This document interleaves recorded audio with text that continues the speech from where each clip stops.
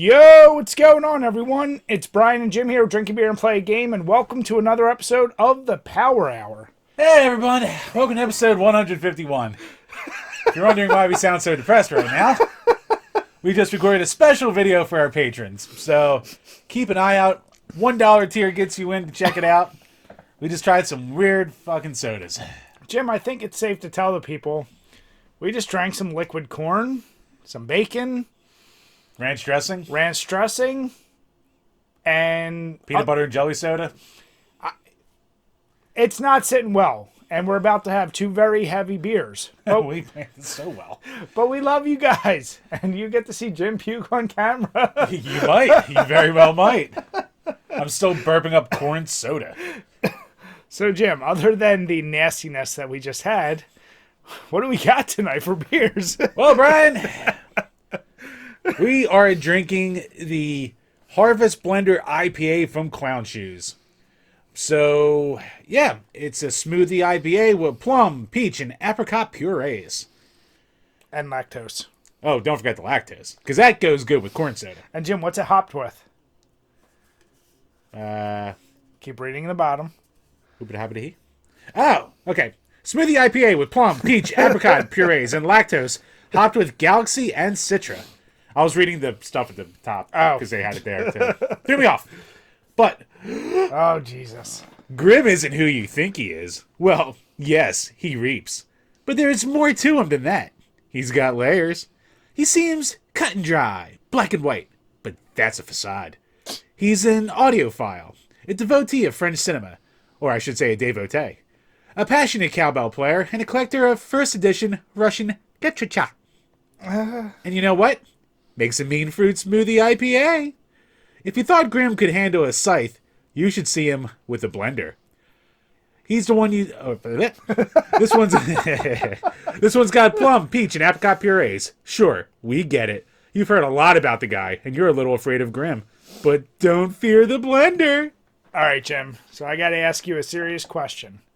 We've been doing this podcast a while. Yep. We've drank lots of beers. Oh, Do you like when they put the effort to make some goofy little write-up, or is it too much? too much. Way too much? I'm done with it.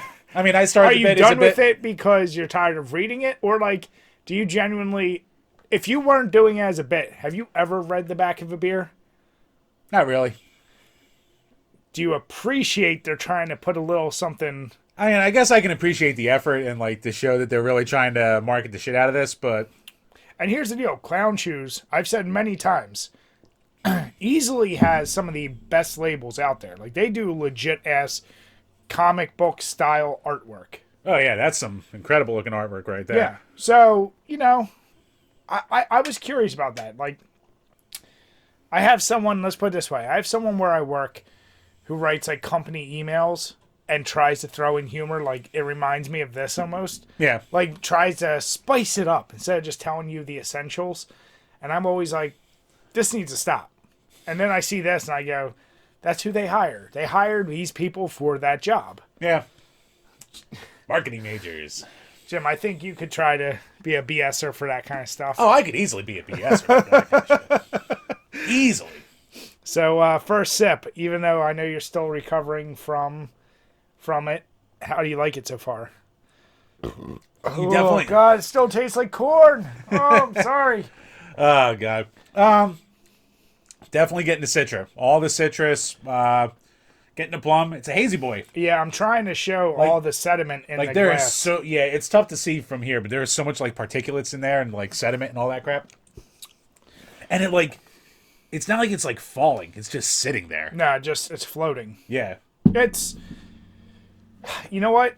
It's one of these where, like, the beers always tend to show, like, we have so much flavor. And then you're like, yeah, maybe you really don't. Like, it doesn't taste as strong as it should. Yeah. So, yeah. Huh. Weird. I don't know. All right, had to do a quick camera fix because I think my autofocus was fucking up.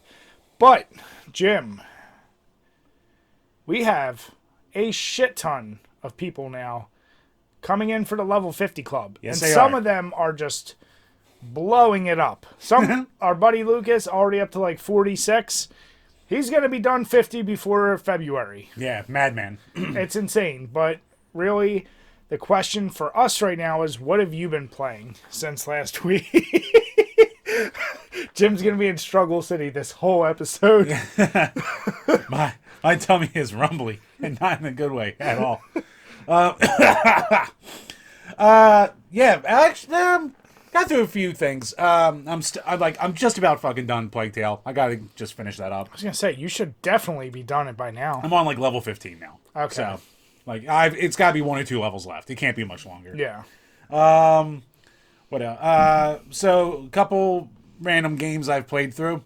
So I'll keep them short. So, Super Mario Land 2 on the Game Boy. Follow up to the release title. Very much an improvement in a lot of ways. Little step back in a couple. I'll get to that more when we do our update video, but yeah, definitely worth a play. It's a great game. Not a great game. Spyro Orange on the Game Boy Advance. You've been doing a lot of goddamn Game Boy Advance games. You know what? Lunch breaks are an easy time to spend some time with some games and hit the backlog.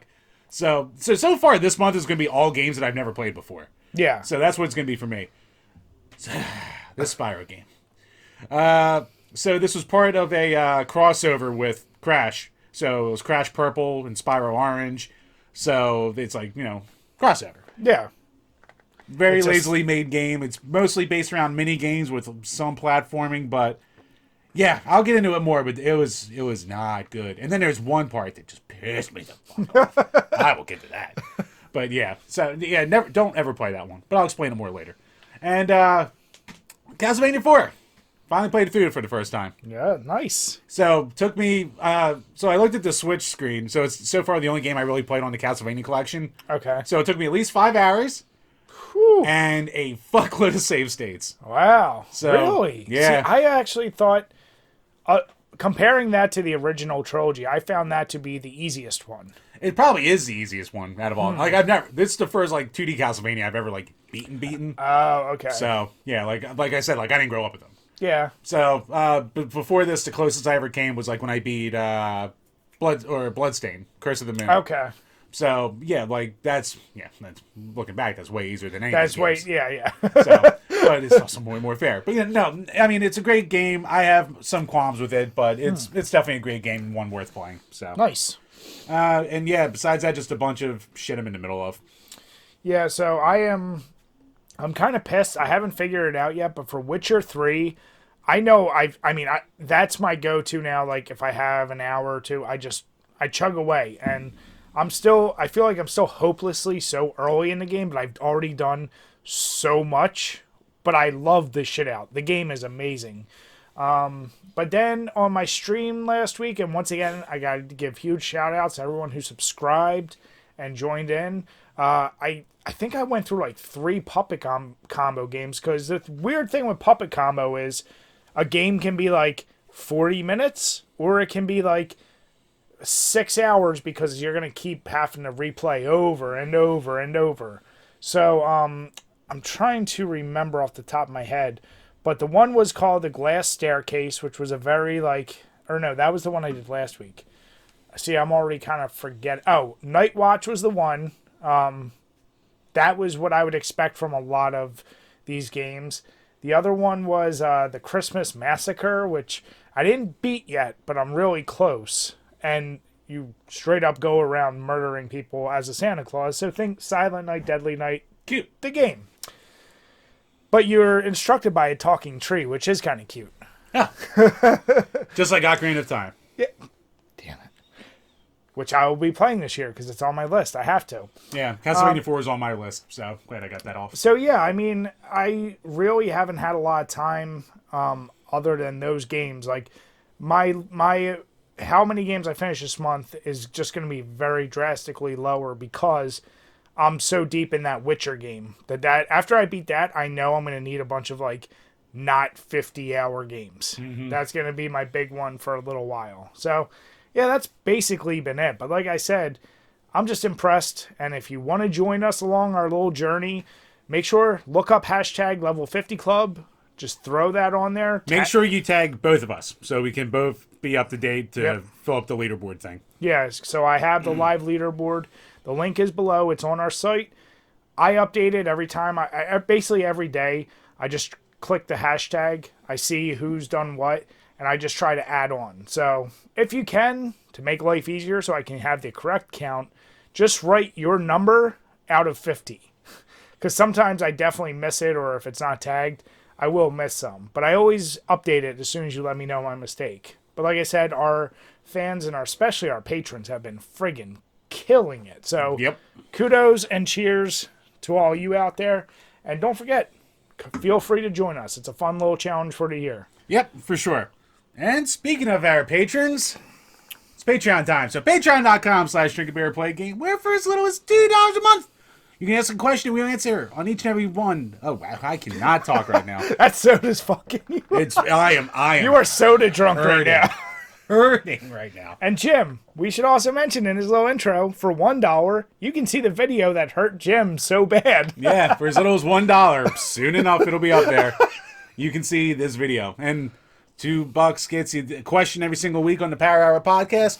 $5 gets you a game request and our bonus episodes, which we will be recording this coming week. Yep. So, yeah, head on over there. Lots of good stuff. And $50 will get Jim doing a beer bong of corn soda. $50 is $50. I can't do beer bongs anyway, so no matter what, fun will be had. Fun times had by all. Oh, I didn't say which hole it's going in. I have a fighting chance then. Damn it! Trained. Well trained. So, what questions? And I guess before we start, we got to give a big shout out to Alex Perez. He upped his tier from 2 to 5, so thank you, buddy. Now, enjoy the videos, our bonus videos, as you will, with Nick. And get your game request in. Make sure you did he already get one? Not yet. He's thinking about it. Yeah, make sure you get it in. And thank you once again, man. Yep. So, first up from Burn Retinas. Thoughts on Sony's UMD format for the PSP? Does it go down as a curious optical media disc with untapped potential, or the manufacturer completely misreading the tech field? Never thought of that before. What is UMD? So that... Oh, God, corn. So... UMD is basically like the little discs. Oh, those discs, but they're on the little... I think of it in a weird way. Like, I grew up with the Power Mac 2 from, 1992. So the CD-ROM for that was, an entire, almost like a casket that came out, and you put your disc in there and slid it back in there. It's kind of like a smaller version of that. So, and they're weird because, they have this, protective kind of case around it, but, they're still really delicate, and they can be scratched easily, too, from what I've heard for the PSP. I missed out on the PSP when it was first out. And I had, a little thing about 2 or 3 years ago where I started, collecting for it. So I have, 20-some games. And I actually liked the PSP a lot more than I ever expected to. What's apparently everyone I knew had it loved the shit out of it. Yeah. And, the UMDs, I don't really mind. It's cool. It's basically, an underpowered PS2. Yeah. The whole package. So... I think the games look pretty good. It's cool that you can play movies and TV shows on them that they, release like that. So, I don't know exactly what the full potential of it could have been. I guess in tech like that, I am not. I think that is potential that could have been higher. Let's put it this way. Somehow they figured out 4K or AAA games that somehow would fit on those discs. Then it's going to deliver best sound, best picture, best all that shit. But it obviously has its downfalls, as we know most disc-based things do. So I think it was smart to try to go that way, to try to be the mobile console that did offer legit movie viewing on top of your gaming. That was a little ahead of the curve, because nothing else did that until... Especially handheld. That's what I mean, yeah. I know the GBA had really compressed videos on there from the cartridges. That would be 1 or 2 episodes of a cartoon or something. Where this, you could get good, clear quality, actual movies. Yeah. I have Super Troopers on mine. So yeah, I think that is... Maybe it could have been a thing they could have, you're saying, expanded on and pushed more as more of the home use? Or maybe almost I know Sony already had a shit... See, I don't know. People probably wouldn't have gone out of their way to buy that over DVDs when there's already portable DVD players. Unless you made it cheaper, because we are talking 2005. I don't know. That's the thing. I'm imagining, but we're also it was bound to fail since everything was going digital no matter what. But Funny enough, the all-digital PSP Go failed classically. yeah, It's ahead of its time, though. it People weren't ready. yeah. I mean, but I think if we were still, if that console had come out somehow earlier, I don't know, maybe it would have been different. I think that I would have looked at that the same way I looked at, like, say, my PS3, where it's like, I could also watch movies. Because if I was in college and had this, like, oh, easily watch movies, play games while you're doing it. Like, yeah, without a doubt, it would have been a good thing. So I like the idea, but it was kind of probably just bound to fail. I mean, it didn't really fail. It's just like, the PSP sold well. Maybe he's talking about if, like, UMDs could be used in other applications, which, I mean, maybe. Yeah, I don't see a need for them now anymore. Yeah, maybe it could have been a cool thing to have, like, a UMD slot on, like, the Sony VAIO laptops at the time. So, like, if you want to pop a movie in there and not carry around a shitload of DVDs, it could have been a way to do it. Hey, look at me with ideas. But Yeah, but SD cards kind of made everything obsolete. eventually. Yeah. But, I mean, also at this time, like, SD cards, you would be lucky to have, like, 500 megabytes. Oh, yeah, for sure. They were expensive as shit. So, no, that's a great question, though. Yeah, it's Noodle Scratcher. Jim, how you feeling? I need that breather. I need that breather as you put your kids to bed. Great question, G. Burned. Menace. Yep. Right. You keep confusing the flash. Shut up. Racist. Next up from Gamer Astral. Got him. Any preference when drinking scotch or bourbon? I'm always prefer bourbon. It tends to be a little bit sweeter. It goes down easier. Scotch has a nice peatiness, smokiness. But honestly, you can get away with a lot of bourbons that don't need to be shit ton expensive to be good. Whereas scotch, you go cheap, you taste it.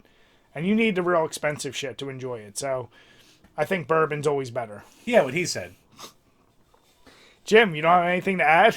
I definitely think I've had more bourbons over the years than like straight scotch. So, like, especially like it's more available, and like you said, like I don't think I've ever really had a bad bourbon. No. So, yeah, whereas scotch, like there's been ones I've had where I'm like, oh. Jim, you know what the main ingredient in bourbon is? What? Corn.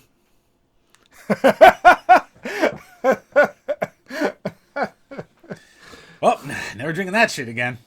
Oh wait, I love my soda. No, my fructose corn syrup. Damn it.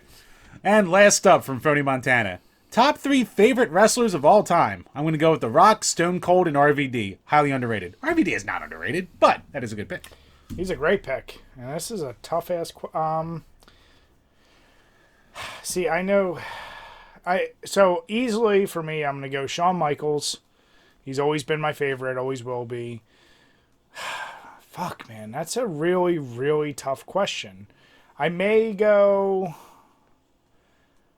I almost want to say Undertaker, but I really honestly... I'm putting Undertaker there because like he was the one like that first got me like really like into wrestling. Yeah. Well, those casket matches as a kid were like, for me, like it combined horror and like this idea, like he was the most charactery of... Obviously, we grew up when there was plenty of characters. There's no reason why that gimmick should have ever worked, but except for fucking Mark Calloway like nailing it. Oh, yeah. And it was also the... All right. Ow. Got a little break because my dog almost broke everything in the room. We were having quite the night here. Yeah, so... Yeah, but no, Undertaker, yeah, the gimmick shouldn't have worked. I mean, with Paul Bearer doing his thing. Yeah. There's something to that. And honestly, even when he, like... As corny as the American Badass thing was... I fucking hated the American Badass. And I stopped watching. Did you just hate it because of the song? No. Oh, see... No, I was a big Kid Rock fan. The only thing I liked about was I did really like The Last Ride. That was a cool feature. I couldn't get over, like, when it was super small guys, how he got that extra leverage on some of them. And it was during the era where every fight was like backstage, so you knew someone was getting slammed through something. So that boggled my mind. I'm like, how is he doing that shit? I completely stopped watching whenever... When he was like Big Evil, I wasn't watching at that point. Or when he went back to Undertaker as we know. Yeah, I didn't know that. But I will say, when he did the Ministry of Darkness, that was another one. Shouldn't have worked. But I did like that whole... Like, it was another... I was a huge faction fan. Oh, yeah. So, yeah, he's got to be my second. I mean, Stone Cold's up there because, like, I almost want to put him too, but then I'm like, fuck, is it everyone from Attitude? I mean, here's the deal. You know what? To keep it a little more current, too, like, I'll go Bryan Danielson. What do you call it? He's so goddamn good. He's like, he works the WWE style perfectly. But it's not his name now. You can't. Just call him Daniel His Bryan. name. You gotta call him by his Papa. I mean, for like basically establishing Ring of Honor, kind of, for his work in WWE, for what he's the only thing that I actually care about watching in AEW. Like, I thought you were like CM Punk Mark. I am a CM Punk Mark, but like he's fine. Like he's just, you can tell he's just like, they're both just there to have fun. You can tell, but like Punk's like there to like work with like young guys, but like still keep himself up. Like Punk's eventually going to probably just build up MJF and help him be a bigger star. Where Danielson's kind of in a weird spot where he's just like almost like a showcase to like just put on like these banger matches with people I would normally not care about. Like, I mean, it's a crime to say I don't care about Minoru Suzuki, but I don't care about Minoru Suzuki. I don't care about a 60-year-old guy from New Japan who I've never followed until now. But the match was a lot of fun. I don't like Kenny Omega, but the match with him was excellent. So, like, he just brings the best out of, like, everyone he works with. So, I can't deny how good he is. So, the only person I thought I definitely would want to include, but it's tough to remove anyone else, because Stone Cold probably was going to be my other one, because for all the obvious reasons that anyone liked him. I probably would have said Brock, because when he came in, I was at the Raw when he like first came in and fucked up the Hardy Boys and that his presence was undeniable when he first came on board. I obviously have said many times I'm not a wrestling fan. I watched it a little bit when you were getting back into it, like 2012, 2013. Yeah. Or when he came back with that gimmick, he's still just a freak of an athlete. And what he could do was like, it's fun to watch someone that's that outrageous. And that was my problem with a lot of wrestlers nowadays, is like, they're only so many levels above me. I want it to be something I couldn't achieve. Yeah. Like, you want to look at a superhero fighting, not a guy that like could work as a barista, who like, you know, I don't know. But like, Brock was there. I will say this, when I was at Royal Rumble 2015, like, we were up in the cheap seats. But, like, Brock still looked fucking just gigantic in the goddamn ring. And he was in a triple threat with, like, Cena, who's also huge, and Seth Rollins. He's a pretty big guy in his own right. But Brock was just like, whoa, fuck. Yeah. Yeah. But no, it's a He's great presence. It's a great question. Obviously, we're going to be influenced by our nostalgia. But it's a tough-ass question. So, great one. Thank you, Phony. Yep. And, yeah, that wraps up the questions for this week. So, once again, thank you to all of our lovely patrons for the questions. $2 a month gets you a question every single week on this Power Hour podcast, and $1 a month gets you lovely, lovely videos that we are definitely doing more of together. Wait till you see Jim. That's all I'll say. Indeed. All right, Jim. So I already think I know for this episode what I have to name it. It might just be Every Gamer Mad About Everything. It's been a spice. So we're actually recording this a little late because Valentine's Day got in the way and some other shit, blah, blah, blah, blah, blah. So, so we're recording this on a Wednesday instead of the normal Monday. Good thing, though, because some more massive shit has dropped. So it allowed us to catch up on something that's a little older and something that's newer. But let's start with the thing that happened last week. The thing that doesn't stop with the news. The Intellivision. And man, oh man. The Amico. Yeah. Here's the deal. I am fully the auxiliary Twitter guy. I know very little. When I come on, though, I just see such a divisive crowd of, like, hardcore, like... You know what? No, I can't even say it. I don't even see that many people... I feel like I don't see many people shitting on it. I feel like I see hardcore defenders of it, and then people defending against the defenders. Who are you following? Whoever it is through you, because what I do is when I see someone who is trying to be kind of in the middle, like... My wall is Amico hate. Well, like, see, even like... Smash JT was the one... Yeah. Who was, like, what do you call it? We've been always friendly with him. What do you call it? He was an investor in it, and he never, covered that up. Yeah. And, he talked about why he liked it all the time. Even he's done with it. But he didn't hate... I will not say what he's written or done videos on was hate. Not hate like... absolutely F this. He's saying, like, hey, I got to pull the... like. He's going, what are you doing? Exactly. Yeah. I don't He's look like, at, I can't defend this anymore. so what I'm saying is I don't look at that as like full on hatred, like the way, the console war is with Well, PS5. yeah, it's not like Pat and Ian talking about it for, the No, last no, year no. and a half kind Yeah. of deal. Yeah. And then I see people like 8-Bit Eric, who's done videos similarly to Smash JT, where it's very like just trying to, hey, what's going on with this Or situation? our buddy Genovi, who's basically just recently delved into it. Yeah. Like, he was a bagger. He got his, games-ish, and, his disappointment with it, and he's been hardcore looking into it ever since. Like, so, long story short, ARS Technica just put out another huge article last week as of this recording, going through, like, all the financials. Like, they basically launched a 4th Kickstarter. Yeah, they're trying to do a $5 million goal.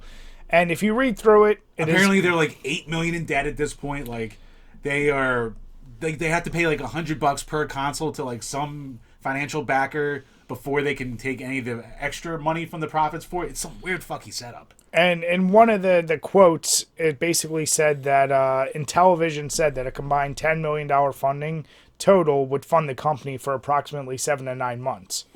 So $5 million doesn't even get them there all the way. So here's the deal. At the end of the day, I think it's safe to say you and I, we don't care either way. No, I have no investment in it. It's just funny to watch from afar.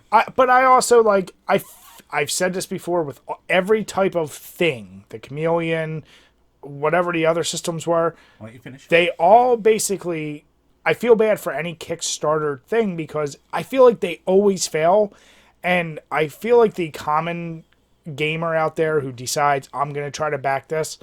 Now, hopefully, you're not going more than $1 to $5, and it's not like whatever. But if it's someone who's going beyond their means and invested $300, $500, whatever amount of money is too much, I feel bad for those people because I want them to get what they wanted. But at the same time, I've said it each and every time, like, it's nice to want to get on the ground floor of this shit. But god damn it, does it just not work? Funny you should mention the Coleco Chameleon. So I didn't put the article down here, but corn. But Break! damn it. But a couple days after this article got released, Tommy Tallarico stepped down as the CEO of Intellivision Amico. Mm-hmm. And who stepped into his place? Phil Adams. Who's Phil Adams, you might say? Phil Adams was the guy who was like one of the big heads who was running the Amico Chameleon. Oh my god. What are you doing? That's the figurehead you put up?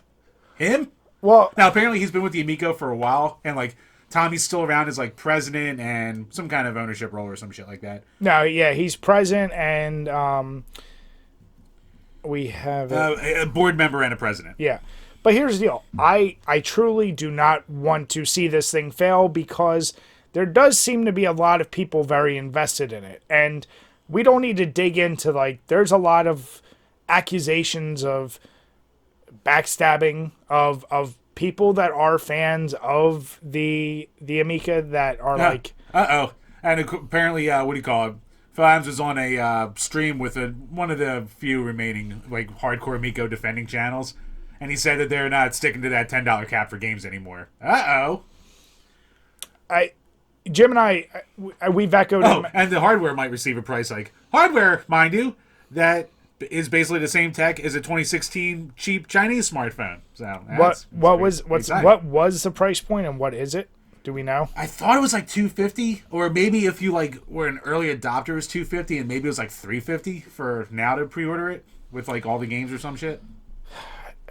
Good luck. Jim and I said I don't want to see it fail. I think the writing's on the wall whether it will or won't.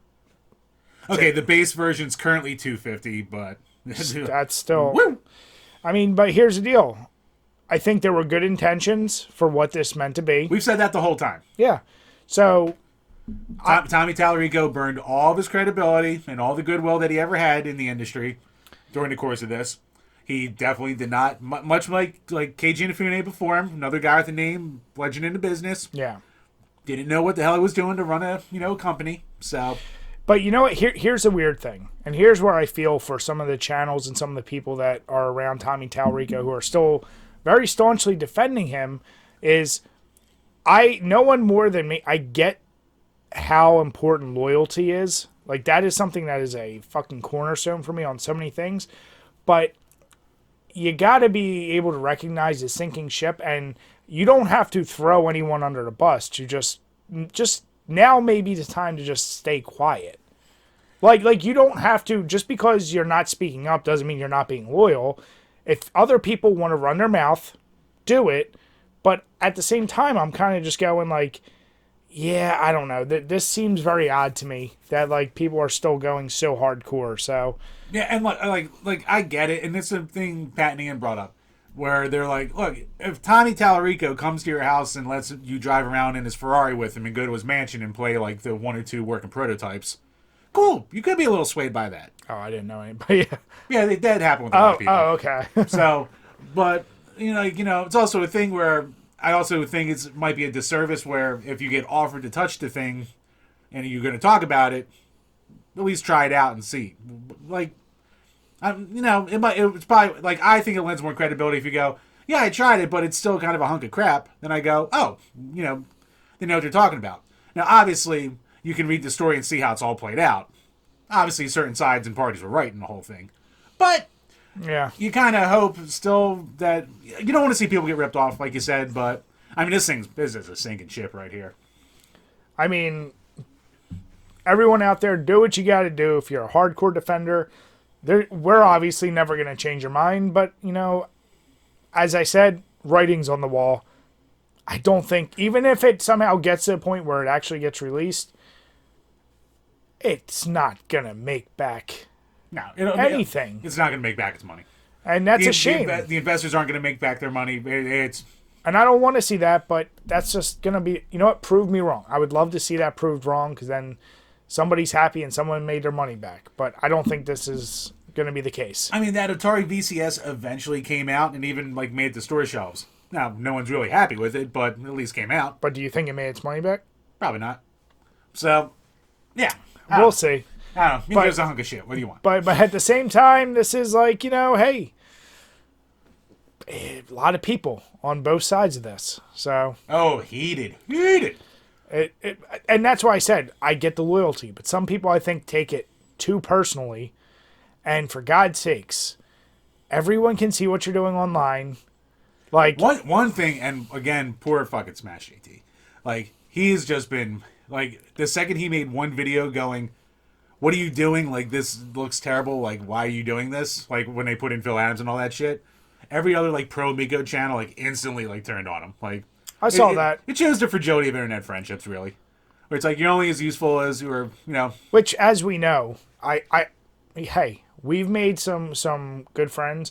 But there are also, like, there are plenty of people where, hey, we're friends where we would definitely be out with you. But, like, yeah, internet friendships are what they are, It's never going to be as tight. Like, I don't care if it's years of knowing someone over line. It's not going to be the same as, like, having a real relationship. Yeah.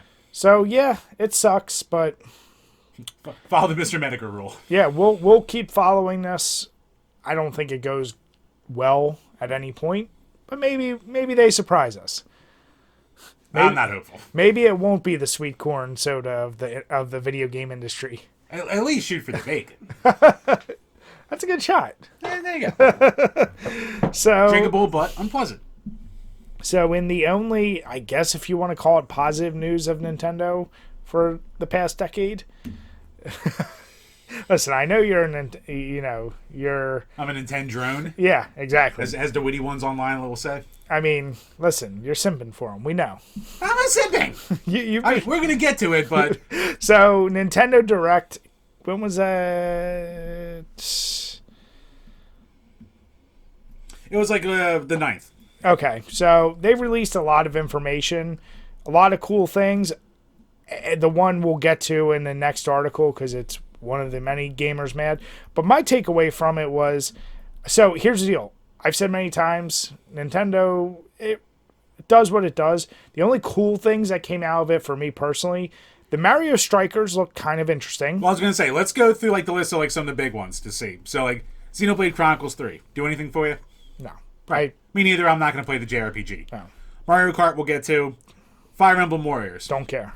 I got the original Fire Emblem Warriors. I liked Hyrule Warriors. Fire Emblem Warriors did nothing for me. I thought it was boring. So I don't care about this one. Mario Strikers, like you're about to get to. I Looks think cool. that looks actually pretty cool. Yeah. And I think that will be a lot of fun. Yeah, I think that would be fun. Chrono Cross Remaster. This one was kind of divisive. Now, once again, I don't really give a shit about it. I don't care about it at all. But yeah, like everyone, there's the two crowds of like people who are like, oh my god, I'm so excited. And the other crowd who's like, why is everyone excited? No one liked Chrono Cross anyway. So that's a really divisive JRPG, especially as a follow-up to Chrono Trigger. So. Yeah. After that, ports. Oh, and there's a new take on Wii Sports. So, Which here's the Nintendo deal. Switch Sports could be fun. I think it's gonna just fizzle out. The fad Wii Sports only succeeded because of what it was geared towards. This will be like that 20 minutes of like, oh yeah, remember this thing? And then it'll go away. Triangle Strategy, I forget what that's supposed to be. I think that was like a spin-off or a third. I forget what that was. It's stupid. Okay. Front Mission remakes. That's kind of cool. So I never played them. They're so. tactical mech RPGs, basically. Okay. Splatoon 3, I never really played Splatoon, so I don't really care. But I know it's hugely popular, so that's awesome that it's getting... Metroid Dread got some free updates. So basically, a rookie mode and a Dread mode, which is like one-hit kill mode for you. Like, you get killed one hit on anything. I don't know, it's free update. You can't argue with free. Jim, did my mouth do anything? Your finger was doing things. The people at home who cannot see, they did not see what was going on there. Kirby, I'm excited for fucking Kirby of the Wild. Like, so it really is just basically Kirby and Breath of the Wild, Yeah. essentially. Breath of the Wild didn't excite me. Why would Kirby? Breath of the Wild was not that good. Don't act like you played more than 10 hours. I didn't, but So obviously it wasn't enough to goddamn capture your imagination or keep you coming back. So don't act like it was good. I still put 10 hours. Like, it was really good. I just never got around to finishing it. So you spent 10 hours in what is probably a 120-hour game. If I was going to be a completionist. If you were even going to get to the end, you got to do it. And the end of the story mode would probably be between 20 and 40 hours. Yeah. But no, it's not my favorite Zelda, but I will say, like... It was, I'm going to use a Uism. It was fine. I didn't play Breath of the Wild 2, but it was... Because that didn't come out yet. It didn't? No. Oh, okay. It just did nothing for me. The weapons breaking. I too have not played Half-Life 3. Well, I wasn't wrong in my sentence. Gotta give me that. Drexel's undefeated football team. God damn it. But no, so that's why, could the idea of Kirby in a Breath of the Wild? Sure. But at the same time, no. I'm happy for anyone, and Kirby's also never done anything for me. Right, well, that's fair. Yeah, so Earthbound, obviously this They just got put on the Switch, so... yeah, hey, everyone that's been begging for it, you got it. Yeah, it's the first Super NES update they've done in like 6-8 months, something like that. And the last bunch were dog shit. Oh, yeah, they're terrible. So... No, I'm happy, because now that checks off, like, what's the other ones left at this point? Like, Mario RPG? Which, that's in licensing hell.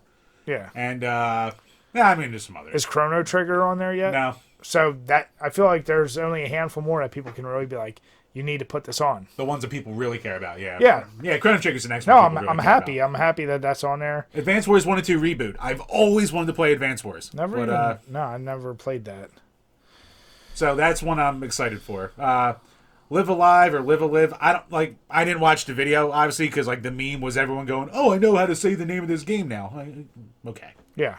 So it's a game I'll never play. It's a Super NES RPG. It's coming over. And then it's like all the games that either have been out or are already out for other systems getting their ports. Yeah, Portal 1 and 2. I mean, cool, but... No, that's cool. Yeah. I mean, there's a billion other ways to play them, but yeah. Cool. MLB The Show 22. It's actually kind of cool to see MLB The Show finally coming to it. It'll be a dumbed-down version. It'll probably look like the PS3 version, if you're lucky. Why this next one?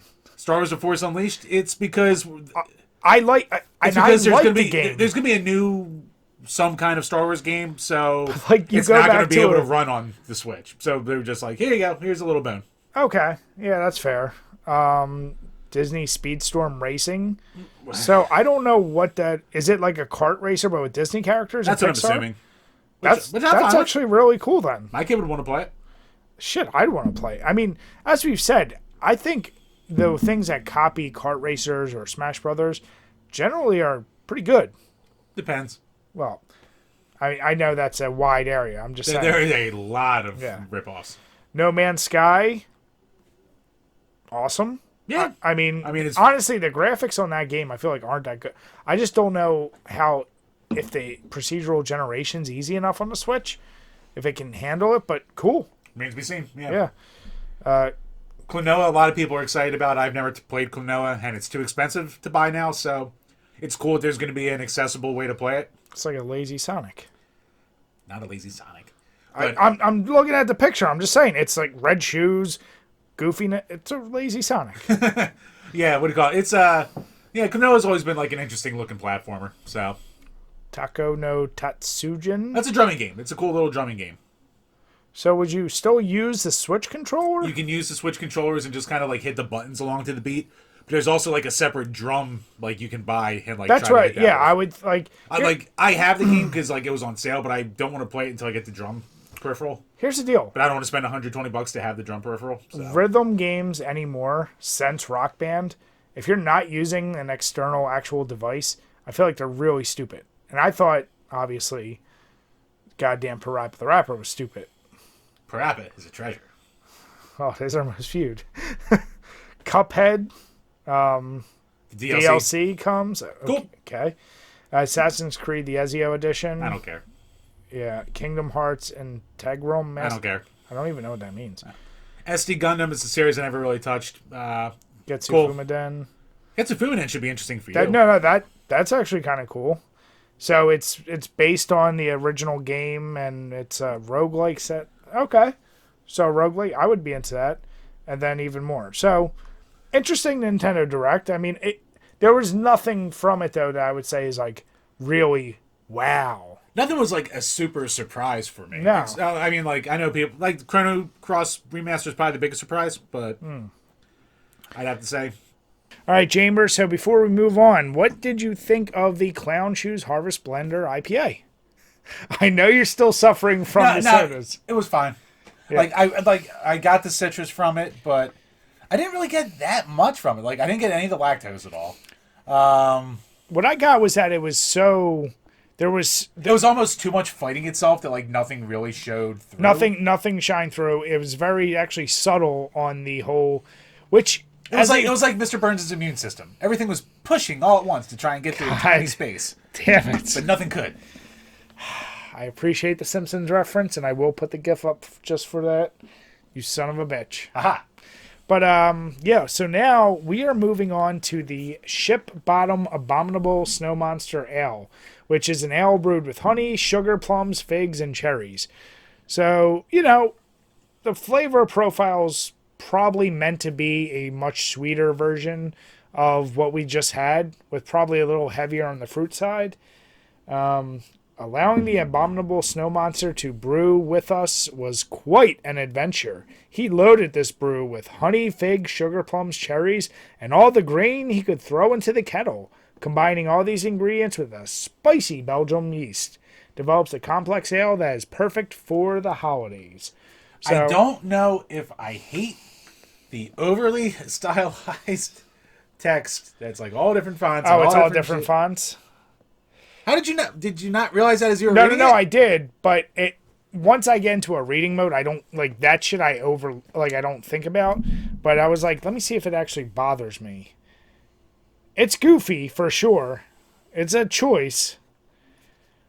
I guess it stands out more. It does. It definitely stands out more. But once again, now this is significantly less silly than the other one. Oh yeah. Are you more okay with that write-up? Yeah. Okay. Even though it says that they brewed it with an abominable snowman. Yeah. But then again, they brewed that one with, the Grim Reaper. So this one was 7%. I don't know if we said that last time. Ooh, this has a nice little. But this ship bottom, not shit bottom, is 10%. Ha! Just like me. Damn it. Yeah. This one I had. I had two of these. Another strong beer, and then Mad Elf when we did the Not For Human Consumption podcast. Oh, God, that was a drunk night. The boys from NFHC will be coming up in a future episode, too. Yeah. Just booked them, so expect them in early March. We actually have, a string of guests coming up, so... Stay tuned. All right, Chambers. So now on to what I would consider the First of two big Gamers Mads this week. So People have had opinions about things, Brian. They have, and who's at the center of it, as always, Jim? Well, this time... Not as always, but who's the shittiest company out there, Jim? Not... To their customers. Well, you gotta do something. Just because you release a good thing doesn't mean they have the customer service of the DMV. All right. So, I mean, we have two Gamers Mads this week, and they're both Nintendo related. Yeah. So, first one is coming off the heels of the Nintendo Direct. Mario Kart 8 Deluxe getting 48 new tracks for the price of $25. Now, mind you, Mario Kart 8 was originally released on the Wii U. Yeah, I was going to say Wii U, right? Wii U, yeah. Yeah. So how many years ago? Let's see. When the fuck was that originally released? Let's see. Well, I want to say it was like 2015-ish when that came out. 2014. 2014. Okay. So here's the question: 8-year-old game. Is it and pure laziness at this point? The deluxe was basically a launch title for Switch. It was right around the launch of Switch. Which you cannot. A little bit after. But yeah, and you can't consider it a new game. It's really still... No, Deluxe was not a new game. It was really just all the content from 8 and its DLC. So, like, Game of the Year edition, you could say. Yep. And they changed the mechanics slightly where instead of holding one item at a time, you could hold two. Now, not being... Like, I had the game, and every new Mario Kart is always the best Mario Kart. And you didn't play 8 when it came out at first, so... No. Yeah, so I have the deluxe version on Switch. Let me ask you, since it's had the deluxe version, has there already been a lot of DLC since then, up to this point? I don't think Deluxe has had any DLC. I could be wrong, but I've never looked into DLC for it. Maybe it's had a few things, but... I think they eventually is like a free update through like Breath of the Wild shit on there. Yeah. But, I think for the most part, they really haven't done much. So, this is what this screams to me. They haven't been able to think of a new gimmick after the new one. So... Because they're probably waiting on... And here's the thing. 8 Deluxe is basically a perfect kart racer. I don't know really what they can do that, like, at this point, it would almost have to be, like, here, it's just a new one. Here's new tracks. Because some of the biggest complaints are, oh my god, you're releasing, and one of the tweets I put down below that got a ton of traction was, releasing paid DLC for an 8-year-old game, LOL. Which, alright, fair. And if it's 48 tracks, that's a fuckload of tracks. So it's basically a new game. You could have easily just released that as a new game. Yeah, you could have, but at the same time, it just... How am I going to put it? Doesn't it feel a little dirty that it is an 8-year-old game? $25 for 48 tracks. You can break that up however you want. Does it really need to even be $25 for that? Like, truly? I still think it's not a bad price for that much content, though. 8-year-old game, though. It's different. If they had said, since it came out on the Switch to whenever, you had 48 tracks and over the lifespan. But to now just say from basically here to next year, you're going to pay extra $25 for all these other tracks. Like, are they trying to rekindle the fire? I don't know numbers on Switch. Yes, it is the best Mario Kart. Yes, it's the best kart race. Whatever. Are they just like, is this a way for them to just get more players to get back to playing it? Are they getting you hyped for something? Like, is this the... See, I think if you were just trying to get people hyped, I don't think you released 48 tracks. But aren't the first 10 just the ones from N64? I didn't remember how the breakdown was. It was something essentially like... So, like, they're going to recycle a bunch of old shit. You know that. They always do. Yeah. So, here's my deal. Can't you sweeten the pot? Can you wet everyone's beak a little bit and just give them some racers in that pack, too? That is weird that there weren't any racers announced with that. Because, like, the old Wii U packs were, like, they were good DLC packs. Like, for $16, you would get, like, 10 tracks, a couple racers, and some more, like, customizing for your carts, however you wanted to do it. Yeah. So, like, but to me, like, 48 tracks still is not a bad deal for $25. Here's where my thought is. How many tracks are in there right now, roughly? Do you know? Offhand, I don't know. There's a lot. There is a lot of tracks in there. I'm almost saying, like, does it really matter how many new they release at this point? Because there are so many. Well, I mean, on one hand, it is an 8-year-old game. It's an 8-year-old game at its core, and for 14 million people, it's an 8-year-old game. For over 100 million people, it's a 5-year-old game. So Mario Kart 8 features 32 tracks, 16 new, 16 returning. But that's also with Mario Kart just 8. This is the deluxe. Oh, is it? Okay. Or wait, no, I'm sorry. 32 is 8 with the DLC included. All right, so maybe 32. Could be right. So you're getting more than just the deluxe version. But here's the deal. I'm just trying to think. Like, that price point just seems excessive. If you said $10, I'd say that would be ridiculous. But I'd also say no brainer, because what is it really costing Nintendo? This is my number one problem with Nintendo. Everyone defending Nintendo, and we're gonna get into this with the next one especially, is acting like they're some indie developer. They can't afford, because they know it's going to sell like hotcakes probably still, to lower it to $10, especially when a lot of it's going to be recycled bullshit. Yeah, I mean, no, that's where my next thing's going to be. Like, they either don't think they can get more, well, I mean, at this point, they can't get more power to the Switch. So, and they've had 5 years of doing it, so they can maybe release a new game that looks maybe a little bit different graphically, that's maybe slightly nicer. And they, like, to me, it just shows, A, they don't have any ideas for a new game. And B, I also don't fully hate it, because, as the Switch guy here, like, I would say the perfect example is Mario Party. So, Super Mario Party, launch game with the Switch. I think it sold 30, 40 million copies, something ridiculous. It was kind of light on content. I got a fuckload of use out of it. I've put, like, over 50 hours into it playing with my wife. Love the shit out of it. But the whole time we always say, I wish they would release new maps. I wish they would release new stuff. So then they released Mario Party Superstars, which is like a greatest hits of older games, just like, remade to HD. Yeah. And it's fun. Don't get me wrong, it's fun. But it could have easily been just DLC for Super Mario Party. So, like, I think if they just released, they could have easily just taken these 48 tracks and given, either given a couple new characters or taken some away and replaced them with other characters. Because at the end of the day, for the most part, a lot of the characters don't matter. Yeah. So, like, you have your heavies, your mediums, and your lights. Like, that's what it always comes down to. But still, like, you still want... It would still be somehow cool. Like, imagine if It'll be cool to say, hey, this is Mario Kart 9, but to me, it'll be like, oh, this is Mario Kart 8.5. Where they're taking $25 of content and selling it to you for $60. Well, no, I think you are right. Nintendo they've locked themselves in a corner where with their first party titles, they have to have a gimmick. They're the goddamn carrot top of goddamn gaming. Like, they got to have a gimmick, and if they don't sell you the gimmick, then yeah, I think a lot of. But then again, they do stupid shit all the time, and people still buy it like hotcakes. So they could do it, and you'd still gobble it up. Like, yeah, and you also don't want to, like, over gimmick, like how, like, the new Mario Golf or, like, Mario Tennis, like, it's got its fans, but people aren't, like, super crazy about them.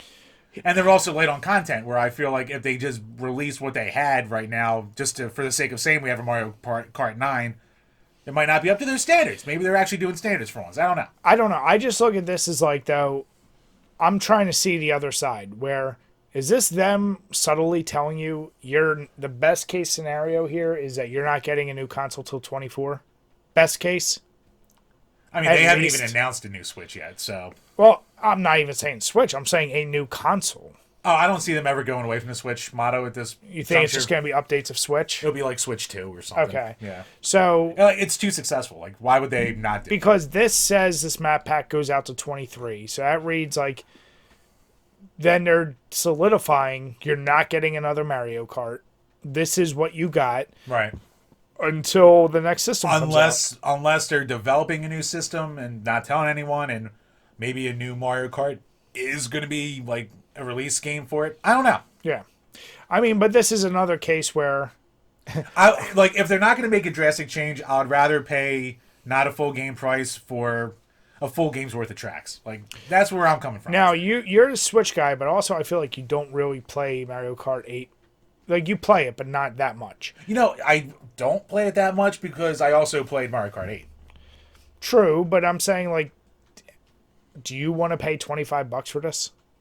Eh. Probably not, right? Like, I won't be in a hurry to do it. No. Yeah.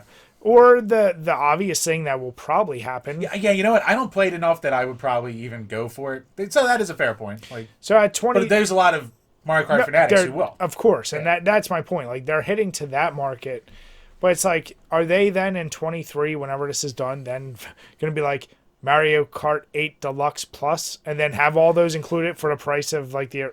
That would be a balls move. Which, would you be shocked at all if Nintendo did that? Like, not entirely. So that, hey, all I'm saying is, be careful, because you know some shit like that could very well happen. So if you want to wait a little bit extra, you'll probably get it cheaper in the long run. And if you don't have Mario Kart 8 at all, don't just dive in now. Just wait. But wait for what, though? Till they release another version with everything. Like as we say, Game of the Year editions of everything. The company that is best known for repackaging all of its old shit time and time again, I'm not worried. I think they'll repackage it with everything. Well, Brian, speaking of repackaging old shit, or even packaging it at all, the next big GamersMad of this week and our last topic for the night. So this actually dropped, well, technically last night, but most people realize today. Today, yep. So, Nintendo's announcing they are closing the eShops for the Wii U and the 3DS in March of 2023. And Twitter went completely. Well, I think the more important aspect, and as it's shown here, we have it from Kotaku, but it's covered everywhere. Nintendo specifically said they have no plans to offer any of that, as they're calling it, classic content in other ways. So, while you will have a year to buy what you want, they're basically confirming the only way moving forward, because I was reading through a couple of their articles, the only way moving forward is like how they have Switch Online. So if they feel like putting games on their NES and Super NES online or releasing it, that's the only way. Otherwise, go fuck yourself. It's a simple way they're saying it. Now, once again, you can, since you're more dialed in, you can go into minute. But here's my outsider perspective. Yep. Literally reading it, like whatever time I posted my tweet earlier today where I was like, I literally came on. I'm like, what the fuck is going on with Nintendo? And basically, my outsider perspective is there's two camps. There's one that's like Nintendo doesn't give a shit about game preservation, and they're basically saying F you to gamers, so you should just go out and pirate all the games. And then there's the other side that's like, well, you have a year to buy games for systems that you didn't care about to begin with, so why are you making a big deal? Because you could keep those games after the fact, but you weren't playing them all these years. Why do you care now? Me personally, Me, Brian. Me, Jim. Nintendo's doing a Nintendo move. That's without a doubt. Like, no one should be shocked by this. This is like when a chick is going out with a dude that used to cheat on people and then he cheats on her. Like, oh my God, I'm shocked. Like, don't be shocked this shit's happening. Nah. But to your tweet and to some other points, who cares about the Wii U? Now, 3DS I know is crazy popular, I'm sure. Yeah, no, 3DS sold a lot. It didn't sell as well as the original DS, but they kind of lumped them together, but it sold a lot. But here's my question, and this is the uninformed person here with these consoles. Were there so many exclusives for these consoles that are so rare and you can't buy them that it truly is a concern that if they go away digitally, there really is going to be no way to get them? Aside from pirating. I am no 3DS expert, so I'm sure, like Kid Icarus Uprising, for instance. Like, that's a game that's only ever been released on the 3DS. Okay. Or, like, Metroid Samus Returns, or... Because what's the only Twilight Princess? They did an HD version. Twilight Princess was a GameCube game. Or, I'm sorry, isn't there a Legend of Zelda? One of them I thought is an exclusive The for Wii U never really had its own Zelda game. So it had Twilight Princess HD, which was a HD upgrade of a Wii game. Then there was Wind Waker HD, which is an upgrade of a GameCube game. And, I mean, it's only real Zelda title that was exclusive was Hyrule Warriors, which is just a Warriors game with Zelda thrown in there. So it never really had its own. Then, like, it eventually had Breath of the Wild, but that was also pushed to be a launch game for the Switch. So Yeah. only dummies like me cared to get it on the Wii U. So, Well, you are a dummy. But here's the thing. So I'm looking at a list right now of exclusive. and I mean, like the Wii U, like Devil's Third, which is not a good game. It's just rare. Now it's just going to get more expensive. Like So here's the deal. like it had cool versions of games. Like it had like Tekken Tag 2 like Wii U version, which is like the best version. Because it has like all the content. Like it's basically like the best like package one. I was gonna say, let's calm your tits. It's the best version. We know it's probably graphically, sound, and control the worst, but it might have the most content.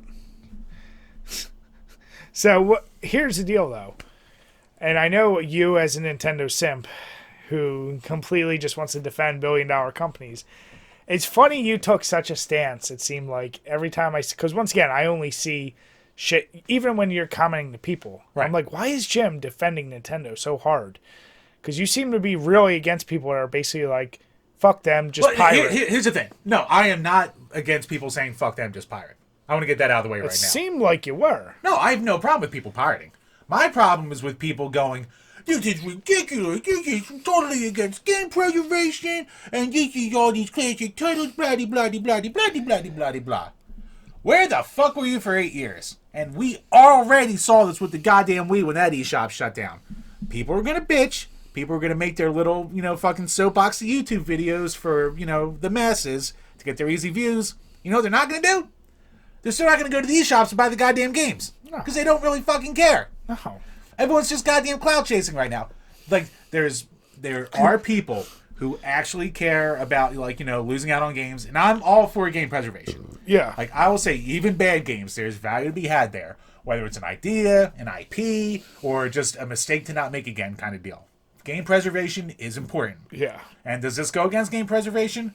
Of course. But you know what else? You've had 8+ years to get these games already, and you still have another year to get all the games you want. It's not like it's shutting down tomorrow.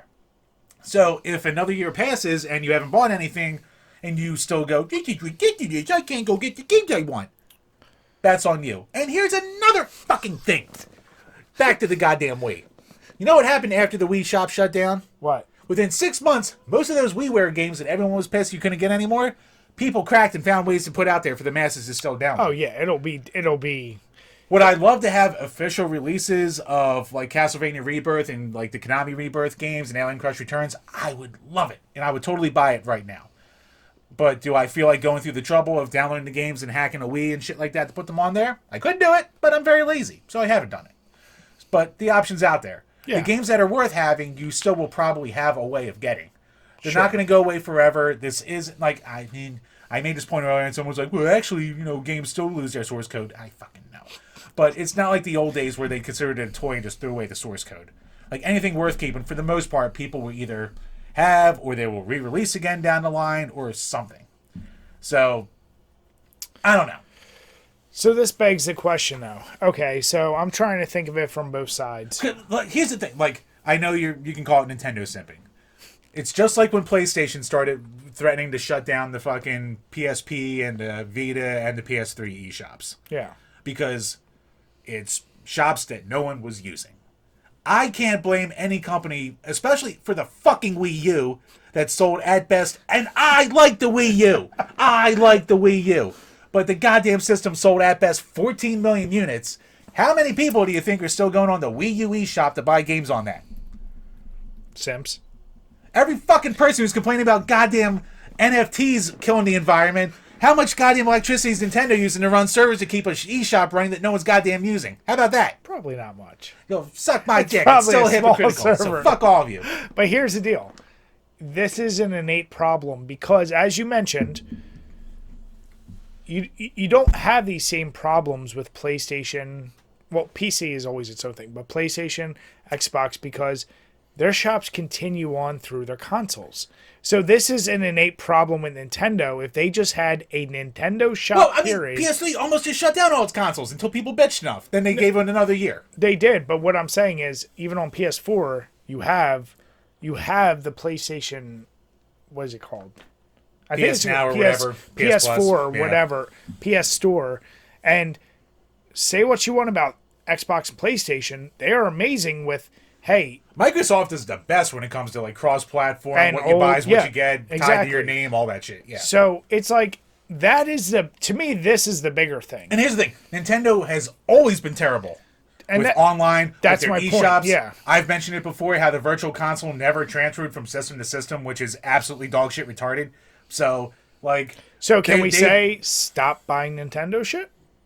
if you want? I'm not going to stop you from not buying Nintendo. I don't care. I don't have investment in it. Stop it, Jim. Stop Right, it. just buy it. No, Buy the Mario. Jim. Right. Right, get a Zelda tattoo. Jim. Be the girl you are. Jim. Oh, never mind. I was going to make an analogy, but I won't do it. Brian's going to get canceled. I'm above it, Jim. So Yeah, sure. if you could stop a terrible act that happened in the past, would you have helped people stop it? So you should stop Nintendo. I don't know. How much entertainment do I get out of it? That's all you care about, you son of a bitch. It's true. I mean, here's the deal. Game preservation. It is true. The double down dicking that Nintendo does, though, of we don't care about preserving this shit. F you to fans who do care, but then they go out of their way. That is the biggest argument against it, because they go out of their way to shut down people trying to That's preserve my shit. problem. Like, if they said, hey, we're shutting it down, have fun, I'd say, you know what, Nintendo, number one. But what they do is like, so you purposely just don't want people to get this shit. And I'm not saying ever fucking promote pirating, but if there was a way... Yeah, fucking go pirate. But, no, I'm not saying a company should ever come out and say, go pirate. I get why you don't say that out loud. Oh, yeah. But don't go out, don't be a dick, like saying, like, hey, if you have whatever number of fans, let's say modestly, you said WiiU sold 14 million units. Right. Let's say, best case, there's still 2 million people actively engaging and playing the Wii U. I'm just throwing a number out there. Yeah. That's still 2 million people that really enjoy the shit out of your shitty system. You have a year to download it then.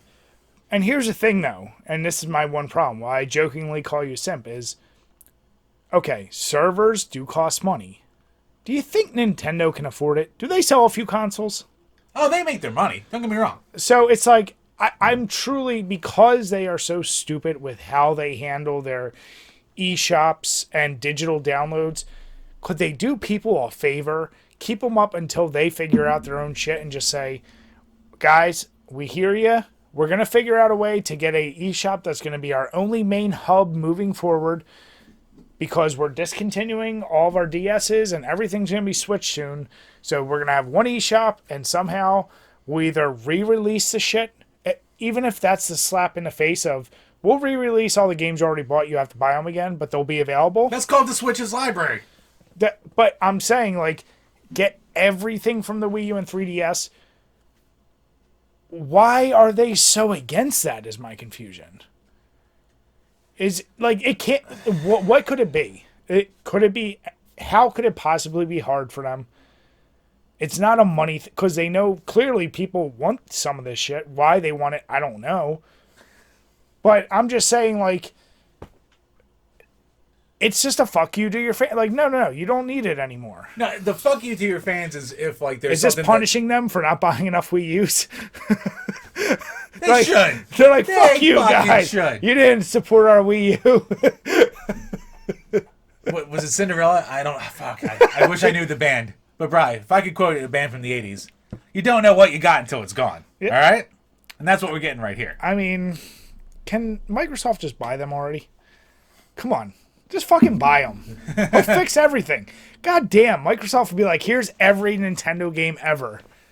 Pay us $100 a year and you're good. Like, come on. I mean, the library would be pretty good. I don't know. I just find it... Look, Nintendo Switch Online sucks. Like, it's not a great system. I don't complain about the NES Super NES because it's $2 a goddamn month. What the fuck do I care about $2? Wait, you didn't get the expansion? No. Let me ask you, and I know we already covered it. Is there a X number of games that would be added to the N64 and Sega Genesis collection that would make it worthwhile for you to want to? See, that's tough for me because I basically have what I want. Like, I don't know what they can throw on there that I'd be like, I gotta buy it now. You're not a player enough where you care enough about a rare game being on there. You care more about the collector's mentality. Like, you like the physical. So even if they throw a game that's like crazy expensive, you don't care about the game because of the expense from a gameplay standpoint. You like it from the collector's standpoint. Yeah, I mean, like, if they threw Crusader of Senti, for instance, on the Genesis one, I'd be like, oh shit, that's really cool. That's really intriguing. I could also just fucking download a ROM and just emulate it at that point and not have to deal with it. Yeah. And Crusader of Senti is a Zelda clone that, unless I'm taking it on to go with me, I'm probably not going to sit down and put that much time into it anyway. Yeah.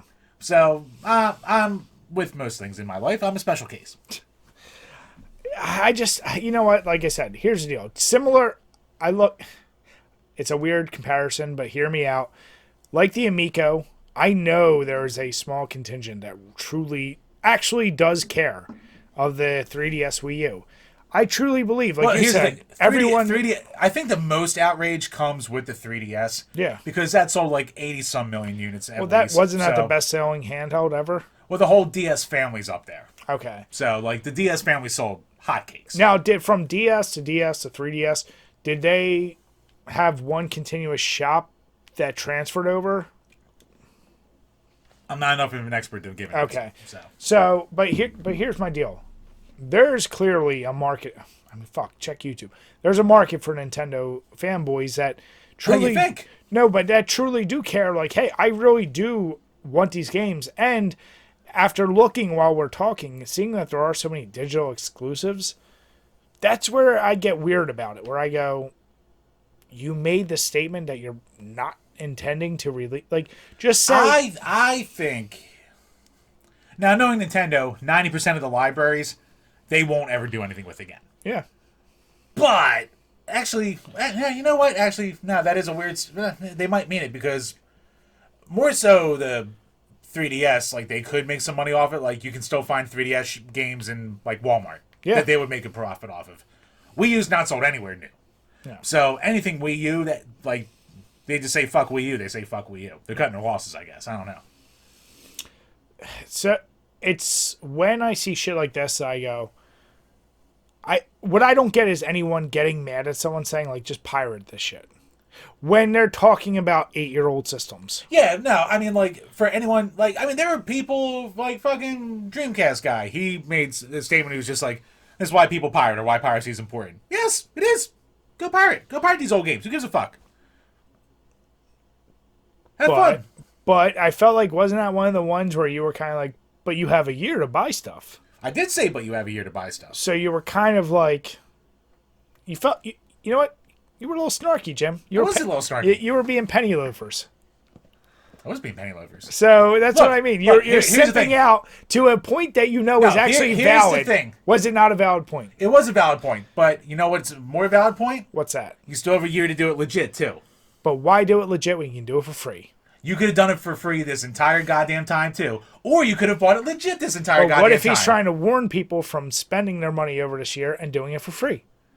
Spend your money on newer shit. I'm going to go with that was grandstanding. Or are you grandstanding? Are you grandstanding the grandstander? What are you doing? Yes. Why? It's social media. But that's my point. I'm trying to get clout and eyes first, goddammit. But don't take the side of the billion-dollar corporation. You should be like, yeah, fuck them. Here's my eye patch. I'm right there with you. Grandstand with them. Yeah, it's probably why I'm not famous. So you take the... Haven't we established you always take the wrong side of things? I'm not taking the wrong side. Jim, I am taking the practical side, goddammit. All I'm saying is you have to take... fine, I'll be like everyone else, and I'll take the brain dead goddamn side and say the same thing every other goddamn channel saying so I can get the same fucking things. All I'm saying is if this is revolutionary times, you'd be the guy be like, we need a king from England. What are you guys talking about? You know how hard it's going to be to have a revolution? Fuck that. We have a king. He's not even near us. What's the big deal? Look, he seems like a nice guy. He has a few hot women around him all the time. I wouldn't mind a few hot women. What do you want from me? Do I need to say what side you'd be on? I don't like tea that much anyway. Do I need to say what side you'd be on in 1939 Germany? Do I need to say these things? Wow. Good Lord, sir. We know where you grandstand. We saw your beer. And you can see that beer for $5 at patreon.com/DrinkABeerandPlayAGame. I just grandstand on the popular opinion. When you have your unique opinions, like Goldust is a good wrestler. Goldust is a fucking fantastic wrestler. He's better now than he was in his 30s. You're just like someone that touched himself and went to kick someone in the nuts. He was he started the Attitude Era more than anyone else, goddammit. Let's be calm there. He Let's fucking be did. calm there. He was a goddamn game changer in 95. Let's be calm there. He was the punching bag of 95. He was not a punching bag. He was a legit threat and a mind fuck. And then they cut his knees out from under him. Then he got on a lot of drugs and fucked himself over. But my point is, get on the better side of things. Fuck the better goddamn side of things. You just said you want clout, so get on the good side of things, is all I'm saying. I want the right clout. I want the me clout. Hasn't worked for 8 years, but goddamn it'll work one fucking day. So, are you in support of you're going to fully pirate all the Wii U library, Jim? I'm too lazy to do it any goddamn way. I already have the Wii U games I want. Because when the Wii U was fucking being liquidated at GameStop, I would go to GameStop and spend $20 to buy 10 fucking games. So I have what I want. I don't fucking care about this. But you, doesn't affect me. But you as a collector of odd things, I bet you'd find your new favorite games on their eShop that's going away. That you don't have. But I'd have to go through it, and I'm a lazy fuck. I have the big name titles I know I want. But now you'll Should never I have be bought able Devil's to... Third when it was $100 instead of $500? Yes. No. Am I going to go out of the way now? No. But you should never have gotten that game, period, because it ain't a good game. It's not. But just having it because it's a thing doesn't make it worthwhile. Yes. Give me thing. Give me value. I just, like I said, hey, it's Nintendo from their DLC with MK8. Give me a picture on Twitter and 300 likes, and I'll show you some fucking value. I don't know. I'm really curious. What do you guys think? Is there anyone out there? I mean, I think there's plenty of people against it. I want to hear people... Oh, there's a fuckload of people against it. Here's the deal. I want to hear someone support it, and not just the lazy Jim answer of, like, you have a year. That's not supporting it. I want to hear what is the true support. Because just saying you had 8 years to get it, that's a lazy argument. Give me a real reason. That's a lazy. It's the best argument. Because the real argument is, fine, that may be a true case, but why do they need to say, I'm not going to offer it anywhere else? It's a good question. That's my only question. Why is Nintendo being dicks? Why being dicks? Because you fuckers didn't appreciate it and didn't buy it the first time. You had your chance. Oh, it'll never affect me. You had your chance. Even if you said, here's a flash cart with all Wii U games, you know what I'd do? I would drink some corn soda. Right, one day you're going to wake up in a cold sweat and go, I didn't buy Pac-Man Adventures 2. And I'm going to go, what the fuck what have I done? What have I done, sir? I'll be on my deathbed. Why didn't I get more Wii U games? We're really down to just Yoshi's Woolly World. That's the only fucking game that's still exclusive to it that's worth getting. But even that's questionable. That game is fantastic, I'll have you know. Let's calm your tits. It's never even breaching your top 200 favorite games. It might sneak in. Let's calm your tits. It might sneak in. 200 games. There's a lot of games. 200 is a tough number to get down. So, I want to hear what you guys think. You know, obviously this week, it's been a lot of crazy shit with gaming. I'll say that. A lot of cord burping and a lot of crazy gaming shit. But, you know, once again, Nintendo's going to do Nintendo pirate shit. Hot topic. I guess that's moral, Jim. Pirate. Yeah, it's fucking pirate. Here's the shit. Not my problem. So, Jim, what do you think of this very strong ale? This one was way better. We should have fucking started with this. Well, we shouldn't have drank 6 sodas of odd flavors. Yeah, this is actually almost like, I guess I'm getting drunk enough now that I'm not as you don't affected care. by the soda now. So, yeah. Wait till you're pooping later. Regardless. Pooping later, pooping tomorrow, pooping all day. You know. So it's safe to say, of these two guys, no, this is the clear winner? Yeah, that's the clear winner, and definitely like more actual flavor. Like it's like, oh yeah, it's a lot of that. Like if you like a good Christmas ale, Christmas spice kind of shit with your beer, this is that in droves. It's fucking good. Would you compare it to Mad Elf in terms of how much you like it? I know it's your first time trying it. It is my first time trying it, but you know what? Like, it gives you that Mad Elf feel. It's just like tamer. So it's little. At this point, it's not even that much less alcohol.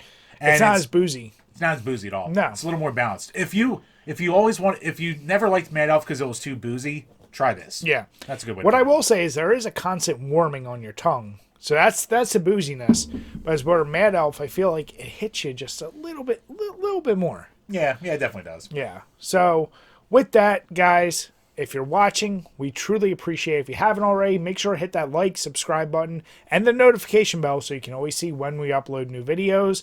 If you're listening to us, please make sure on iTunes and Spotify, hit subscribe. If you give us a 5-star rating, we will read whatever you write to us on here, and we will respond to you. We would truly, truly appreciate it. Any support is always appreciated. And with that, we want to say have a good night, everyone. Cheers. Cheers, guys.